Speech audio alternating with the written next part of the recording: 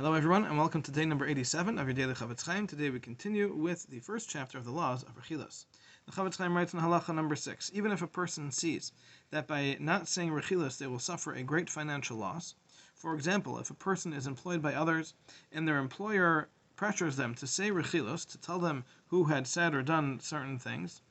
and the person realizes that if he does not share that information, then he will be suspected himself by the employer and will be fired from his job and will have no means by which to support his family. Nevertheless, the Chofetz Chaim says this is not considered life-threatening, and therefore a person is required to give up everything they have rather than to violate any of the laws of the Torah, as it says in Shulchan Aruch. However, there are certain cases in which the Rechilos is allowed to be said in order to stop the argument, and this is something that will be discussed at a later time.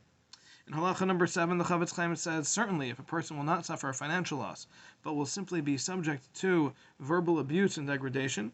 nevertheless, they are certainly not allowed to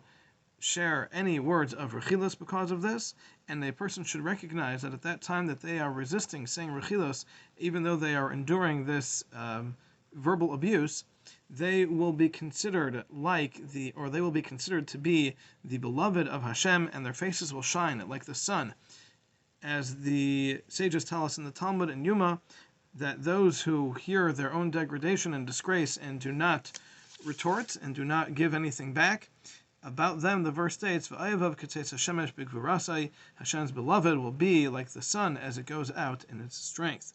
And certainly in this case, where a person is resisting to say anything back, which itself is a mitzvah, because a person is avoiding saying the rechilos, which he's being pressured to say, and he's being degraded by not saying it, and certainly about this person, we can apply the verse and the statement of our sages that they will be the beloved of Hashem, and more of this will be or has been discussed already in the laws of Lashon Hara.